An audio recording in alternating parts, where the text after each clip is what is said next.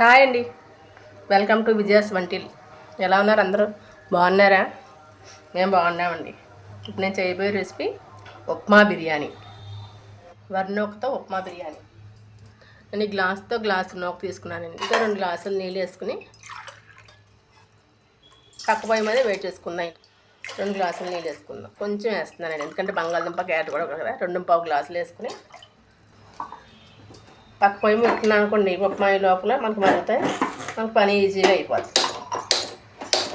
బిర్యానీకి పెనం పెట్టుకుని పొయ్యి మీద పెనం వేడెక్కింది కదా, ఆయిల్ వేసుకుంటాం. 2 స్పూన్లు ఆయిల్, మనం తక్కువే కట్ చేసుకుంటున్నాం, సరిపోద్ది. 1 స్పూన్ నెయ్యి, ఇదే బిర్యానీ ఆకు, లవంగాలు 3 లవంగాలు, 2 ఇలాచి, చిన్న చిన్న ముక్కలు 2 దాల్చిన చెక్క, అనాస పువ్వు, షాజీరా. నేను పచ్చిమిరకాయలు 2 కోసానండి, సరిపోద్ది. ఎందుకంటే మసాలా కాబట్టి అది సరిపోదు. ఇప్పుడు ఇందులో చిన్న చిన్నవి కట్ చేసుకోవాలి బంగాళదుంపలు. బిర్యానీకి అయితే పెద్ద అయినా పర్లేదు, ఉప్మా బిర్యానీ కదా, ఇది చిన్నగా కట్ చేసుకోవాలి. ఇవి వేగుతున్నాయి కదా, క్యారెట్, జీడిపప్పు, బిర్యానీకి సరిపడా కళ్ళు. ఇది వేగే కదండి, గ్రీన్ పీస్,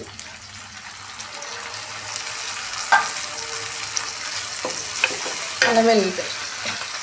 ఇందులో నేను మిరపకాయలు ఆడాను, అందుకని ఎరగా కొంచెం కడగలేదు. మిరపకాయలే కదా, మిరపకాయలు కదా ఆడాను, కడగలేదు. అల్లం వెల్లుల్లి పేస్ట్ పచ్చి బాసులు పొయ్యి వరకు వేయించుకోవాలి. ఎంత కలర్ఫుల్గా ఉందో, గ్రీన్, రెడ్, వైట్. ఇప్పుడు ఇందులోనే మనం గ్లాస్ నూక తీసుకున్నాం కదండి, అది కూడా కొంచెం ఇలా వేయాలి. వీటితో ఫ్రై అయితే బాగుంటుంది.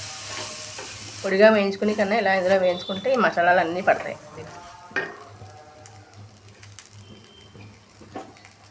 మనం పక్క పొయ్యి మీద మరగబెట్టుకున్నాం కదా నీళ్ళు, ఇవి నీళ్ళు వేసుకున్నాం. జాగ్రత్త చేద్దాం, కలర్ వస్తుంది. ఇప్పుడే మనం ఉప్పు చూసుకోవాలి, సరిపోయింది లేదా. సరిపోయింది, బాగుంది. ఇంకా మసాలా మనం వేసుకోకలేదు, గరం మసాలా, ఎందుకంటే ఇవి వేసుకున్నాం కదా, ఫ్లేవర్ సరిపోతాయి. ఇలా దగ్గరికి అయ్యాక సిమ్లో పెట్టుకుని ఒక 5 నిమిషాలు మూత పెట్టుకోవాలి. చూద్దామండి, అయిందేమో.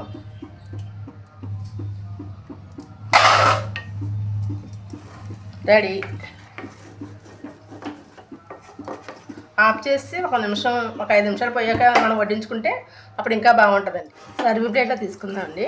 చూడండి ఎంత బాగుందో.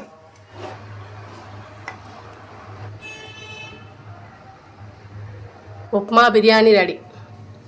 మీరు ట్రై చేసి చూడండి, ఎంత బాగుంది చూడండి. పొడిగా పొడిగా వచ్చింది.